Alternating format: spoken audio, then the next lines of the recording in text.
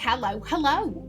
My name is Callista, and welcome back to Roottreemania. In the last episode, we had, I think, the last piece of the puzzle in this section of the family tree. We have, at long last, right there, a picture of Sherry, her mum, her first husband, and I'm thinking this is probably her second husband. Because we know that her second husband was her first husband's best friend, i.e. like prime best man material. And this is going to be her mam. I was saying this at the end of the last episode and I kind of got cut off because I realized my timer was going off. Sherry must have a pretty strange relationship with her mam, because for the longest time, her mam was her older sister. And I think it was only later that the truth came out that, like, yeah, that's not your big sister, that's your biological mother.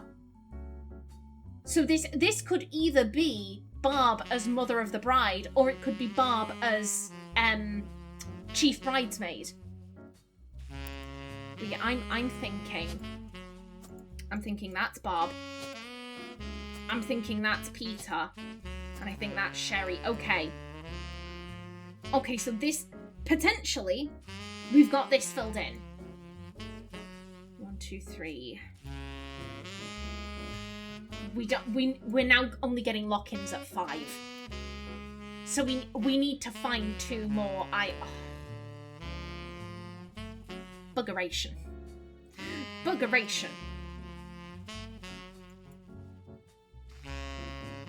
I mean, I kind of just want...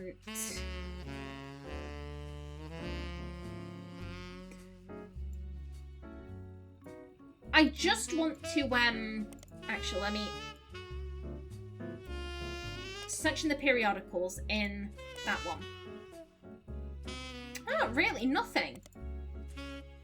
Okay, let's...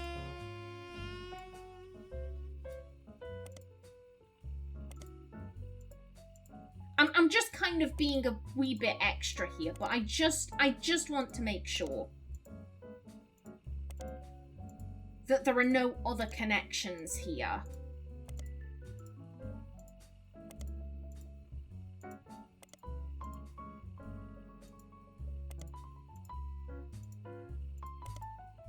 Okay, good stuff. Okay, so there's that.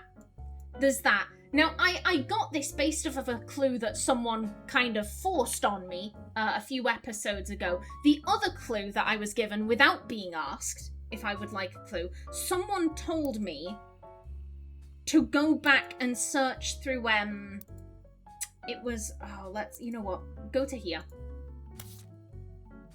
It would be, I think, probably the reminders, because we had, the diaries. I was told to research up the diaries. What were they called? I can't remember what they were called. You know, we can look up, oh my god, where am I? Right there.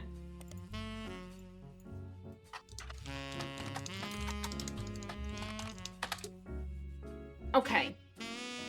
Yeah, this is pure scumminess. Someone, you know, leaning over the wall of a facility, no, absolutely not. Okay, a life between wars.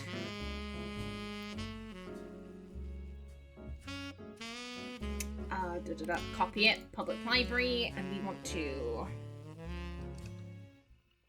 No, wrong one.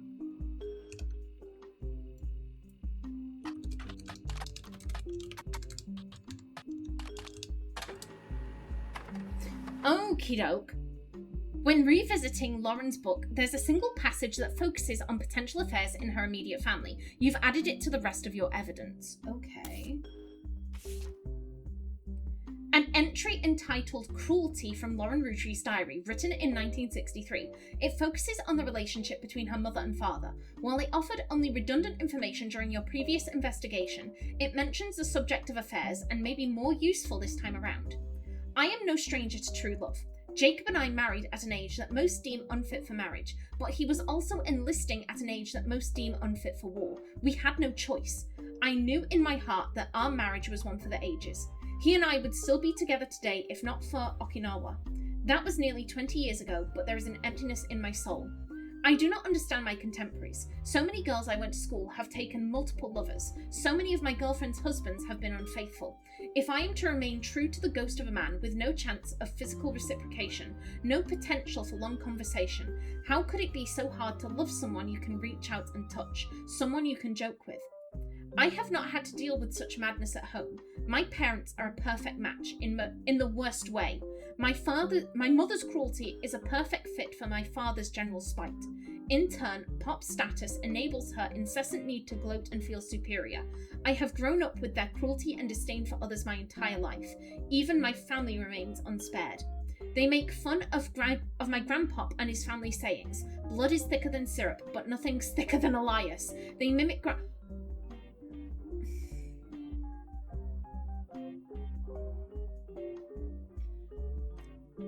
She had a lisp. I assumed that God, who was it who was saying we got it from one of Sam's things. Someone had come up to her asking who Bess was. I assumed that it was because they had misheard, you know, Bess. She had a lisp. That's fucked up. That's fucked up. They mimic Grandma Gwyneth's lisp and see her kindness as a weakness. Elias, please remember Sam. Fuck you. Fuck you, whoever your parents were. That's fucked. Not even our family's melodies and religion go unmocked. Remember, God only put one eye in Miracle. I shouldn't laugh at that. I shouldn't laugh at that. Miracle was a scumbag. I don't like Miracle. Gwyneth seemed like a nice lady. Miracle's a bitch. That is, I can say without a doubt in my mind that my parents have never had eyes for anyone outside their marriage. They're too self-centered to look astray. God, I said before, from the other entries that focused on her parents, they seemed like arseholes. They seemed like arseholes, and yeah, that's fucked up. That's really fucked up. That's not right. You know, considering I'm looking at her books, I might as well see if any of them... No, actually, wait a minute. Right there, thank you. Okay.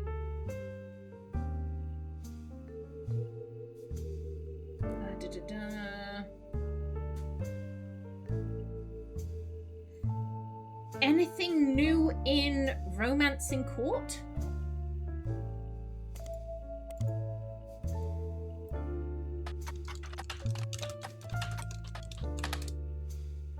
Okay, this hasn't been updated.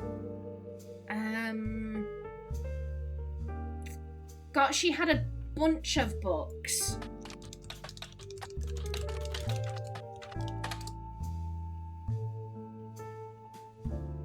Okay, yes, so I'm not gonna be what was it? Swashbuckle My Heart. Was that one of them? Swashbuckle My Heart.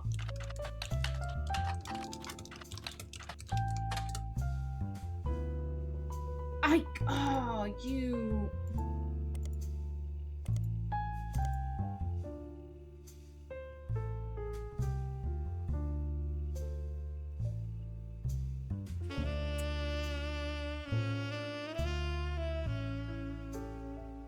You know what, excuse me. There we go.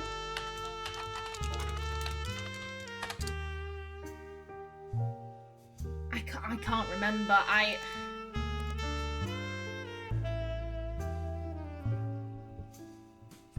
mean, either way, I think the main thing was that Gwyneth had a lisp.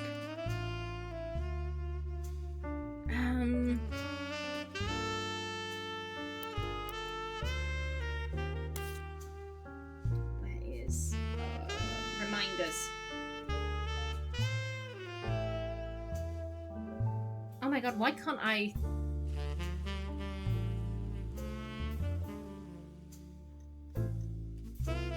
Oh shit, was that it?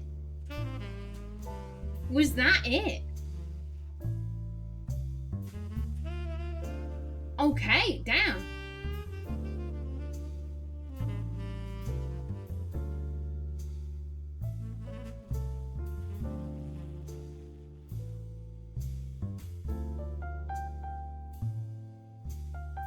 I'm not gonna lie, I was gonna, because the other person I was gonna look up their stuff was Gwynn.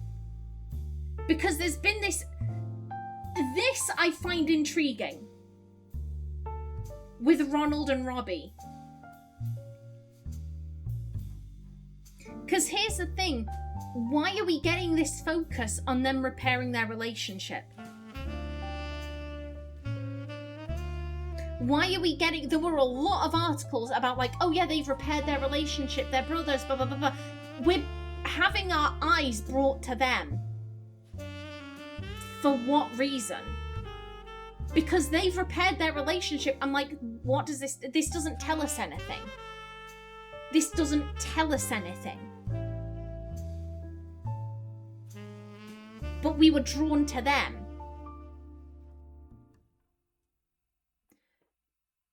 I want to see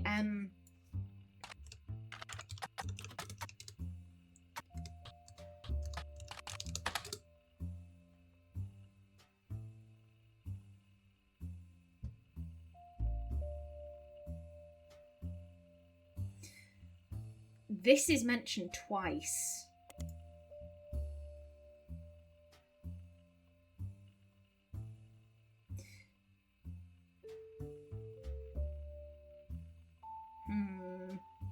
Guys Like Us is a 1953 comedy film in which two secretaries cut their hair short and pose as businessmen to get ahead in life until one of them falls in love with their client and hilarity ensues, starring Gwynn, Leslie Florence and Harrison Lane. It was fairly popular at the box office and made its budget back, but was seen as somewhat formulaic, so it didn't really stand the test of time compared to other classic films of the era.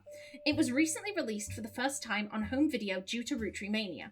The time it took to manufacture and ship VHS copies of Guys Like Us meant that it missed the height of the craze, which only lasted a few weeks. Even so, it did sell modestly well, and there have been talks of a remake. Okay. Do we have anything new on these guys? Oh, how... This is... There is something going on here. There is something going on here because this has been updated. Leslie Florence was the other actress besides Gwynn Rootree in Guys Like Us. Before Guys Like Us, she was in a few very small supporting roles, and her performance in Guys Like Us was generally thought of as quite good, especially considering she got second billing to Gwynn. Even with the success and acclaim, she retired from Hollywood almost immediately after her co-starring role. Not much was known about her until recently when Guys Like Us was re-released right at the tail end of Roottreemania. Why am I having trouble speaking? Recently, as part of the myriad of articles and research people have done into those surrounding the Rootrees, it came out that she had died of a genetic disease known as Huntington's in the late 1960s. Oh my goodness! Huntington, that is a... If that's what I think it is, that is a nasty... Let's get the S in there as well. That is a nasty... Yet neurodegenerative. Oof. Huntington's is a neurodegenerative disease that most recognizably causes memory issues and uncontrollable movements in the limbs. After symptoms onset, somewhere between age 30 and 50, those affected by Huntington's typically live another 15 to 18 years as their symptoms worsen. There is no cure. Huntington's is passed genetically from parent to child. The gene that causes Huntington's works in such a way that if a parent has the disease, there is a 50-50 chance that the child will get it. Huntington's cannot be passed on recessively, meaning it cannot skip a generation. In other words, if someone has a mother or father with Huntington's but they themselves did not receive it from that parent, their children and their grandchildren and so on will also never have it. Until the early 1900s, it was impossible to test for Huntington's. Instead, symptoms would usually appear later in life. This would often be after the person affected already had children. It would then be impossible to know if their children had it, as it was a 50-50 chance. In 1993, due to determining which gene causes Huntington's, it did become possible to test children for it and know if the disease was passed on or not. For a variety of complex reasons, however, children are considered unable to consent to such a test and are therefore very rarely tested unless they're showing early symptoms.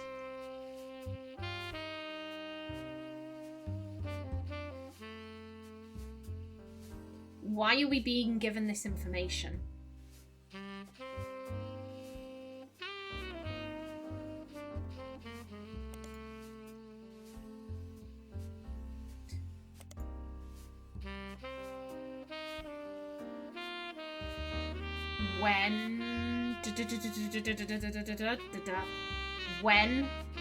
When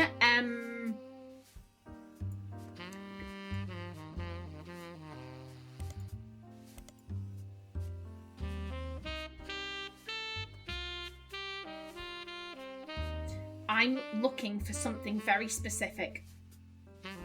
Would that be...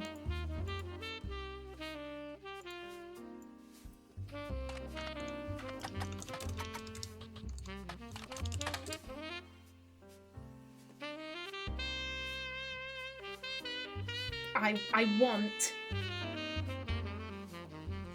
Where I'm thinking... I want to know when Gwynn and what's-his-face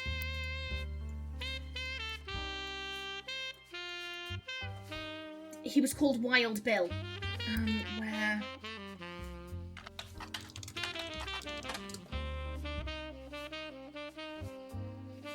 Where I...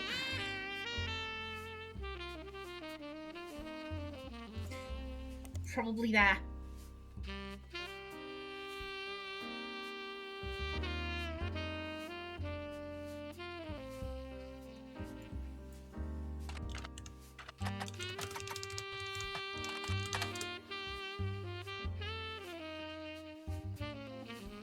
$1958.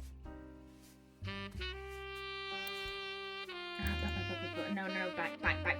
Where am I going? I'm having a thought. She divorced her husband in 1958. She had 2 kids. My thought, why are we being given this information? Why are we being given this information that Leslie Florence died of Huntington's? We're being given information about Huntington's, about how it's a genetic disease. If your parents don't have it, then it's impossible for you to have it. It needs to be passed on from parent to child, parent to child, parent to child. Why are we being given this information if it's completely unimportant? I looked up Libra. I looked up Libra before, so that I could gauge when Flavio was born. This isn't an actual search engine where you can search everything. The stuff in here is in here for a reason, and we are being told about Huntington's disease. Why?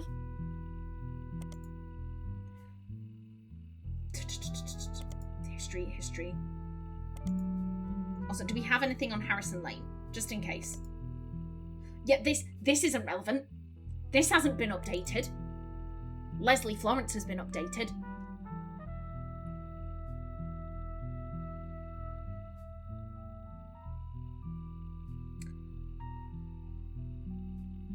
Why focus on Ron and Robbie?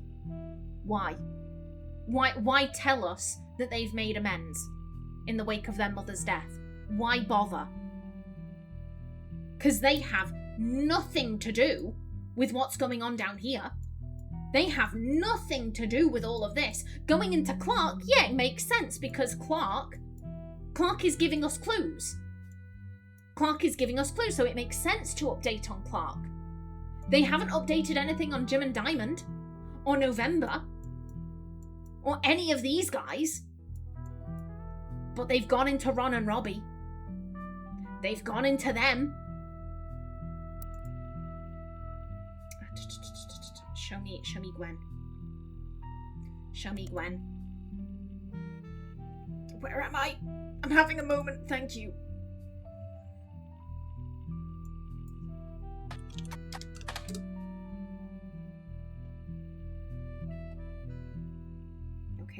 Robbie.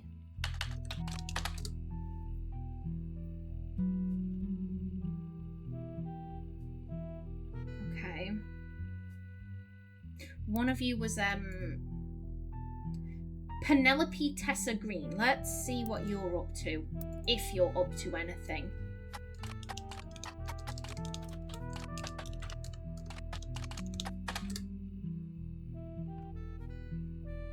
How did we find you? How did we find you? We found it in, it was periodicals. It was either Ron or Robbie. No, it was, oh shit, a brick.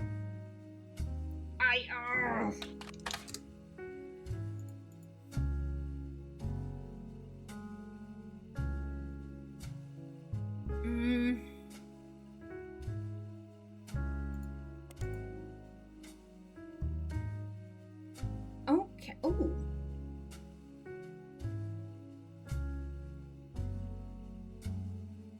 Okay. Business Watch ran an article about 2 months after the Roottree Rift about what really happened with Roottree. The article mentions that nobody from Roottree that they reached out to was willing to go on the record. Instead, the timeline of events has been constructed from public records, accidental leaks, and a source on the inside. The only parts that are new to you are also the most vague ones. Wait a minute.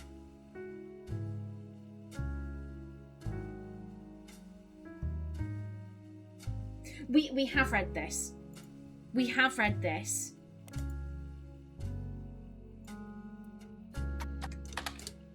Not Rune. Ron. There was,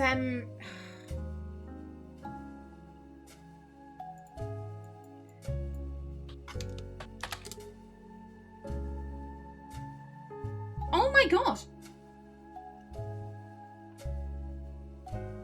I didn't expect this guy to get a follow-up. Teen Blast did a very short piece about Brother Trouble star TMS's recent stint in rehab and did their best to stay relatively light in tone for their audience of teens.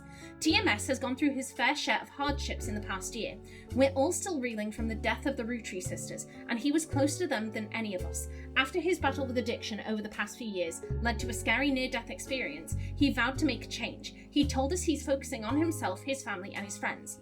Last year, I lost my wife, and only a few months ago, I found out someone close to me has a pretty serious disease. He asked me not to talk about it, but over the next 5 or 10 years, it will likely get worse. All of the darkness has really put my own life into perspective. I almost threw it away. It turns out the most important thing I could do was stop trying to fix my problems by pretending they didn't exist. I urge your readers to make sure they're taking care of themselves as well. If you need help, seek it out. Yeah, this is what I wanted to find.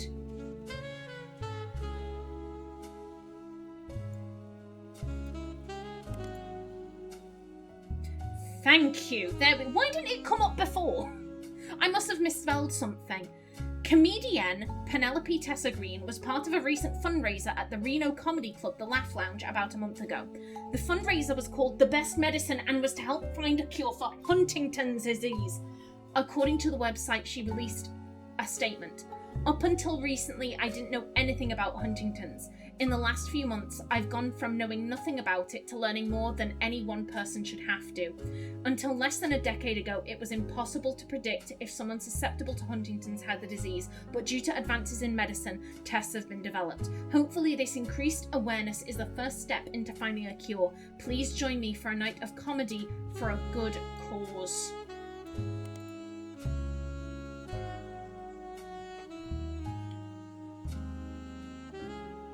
Oh my god. Which one was which? Which one was which? Was it not Roottree? I'm having a moment.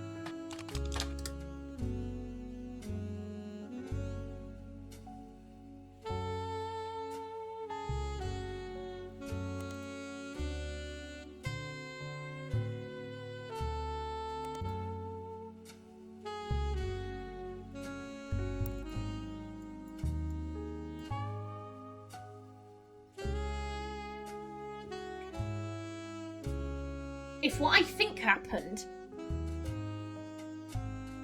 that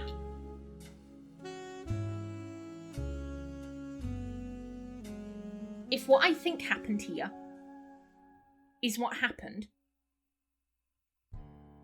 I don't know if I want to say it's funny as fuck, because I think you have Huntington's, and that isn't funny. That is incredibly sad. But maybe not funny as fuck. Ironic? I think this is Leslie's kid. When Gwen got divorced from her husband, she was seen arguing. She was pregnant and she already had a child. And everyone was just like, oh, she must have gone to France and she must have given birth in secret and she's already pregnant again. But the timeline would match up with Leslie being pregnant, Leslie realising, oh shit, I have Huntington's, I have a baby, what am I going to do with my kid? Gwen, you're a really good friend of mine, please take my child. And maybe Wild Bill being like, yo, I don't want to raise this kid. Whose kid is this? Fuck this kid. Oh, I'm pregnant. We can raise them together. I don't give a shit about that kid. I want to raise my kid. Oh, well, fuck you. I'm not going to give up my friend's kid. Fuck you. This is my kid now. Balls to you. The reason why I say it's ironic, Ron was trying to get Robbie kicked out of the Clancy Trust because, oh, you weren't born in wedlock, therefore you're not a Roottreemania. If you have Huntington's, you can't be a Roottreemania because Huntington's doesn't run in the Roottreemania family. It runs in Leslie's family. If she's gone from knowing absolutely nothing to suddenly becoming an expert, and TMS has a very dear person close to them who's got a serious disease, and it's going to get worse over the next 10 years, aka Huntington's, Ron was the director. He was either the director or the writer, I can't remember which, but they worked on the same show.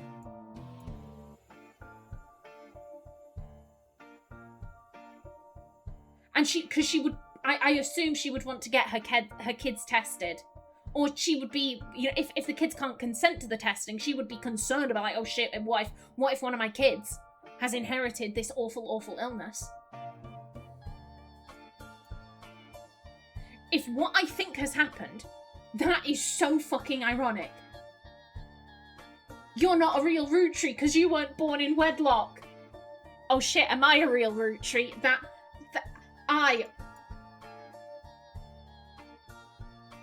That is... Why were we being given so much information about Ron and Robbie? Why? Why get the lore drop? It feels wrong to call it a lore drop. Why get the information on Huntington's disease and the explicit memo of, like, it needs to be passed from parent to child? If the parent has it and the kid doesn't have it, then their kids aren't going to get it. It's not the kind of thing that skips. It is very much a parent-child, parent-child, parent-child. It bunny hops. Why get that information unless it was important? I'm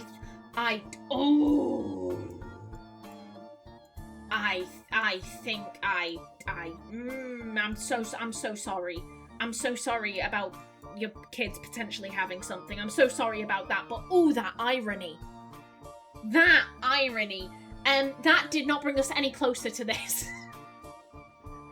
God damn it. That didn't actually help.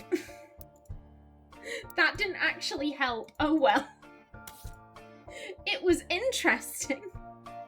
It was interesting at the very least.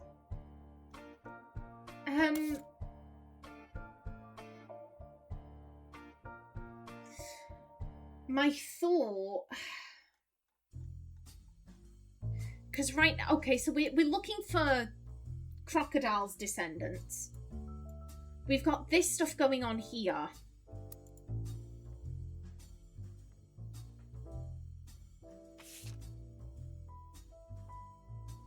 I can't see how this would get us closer to Crocodile.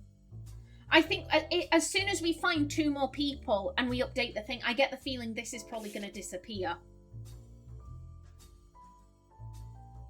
Yeah, Susan Ford has been moved to office staff.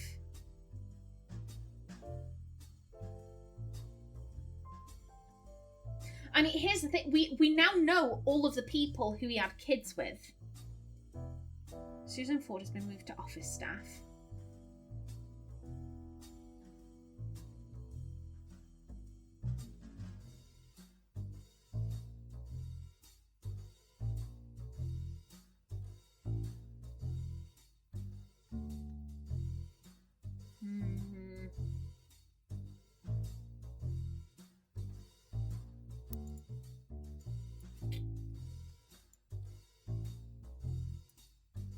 where would...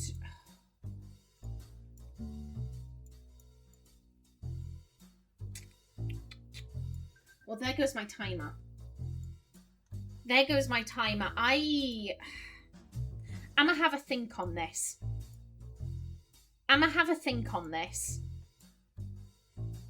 And then in the next episode, again, if I go a whole episode without making any progress, I'm gonna use the duck. So this doesn't drag on for too long. But that will have to wait until the next episode. So until then, please remember to like if you enjoyed, leave a comment below, and if you wanted to subscribe, it would be very much appreciated. A special thanks to my channel members, such as SM2K, Christopher K. Davis, CGG, and Kevin Bicknell. I've been Kallista. Thanks for watching, and see you in the next episode.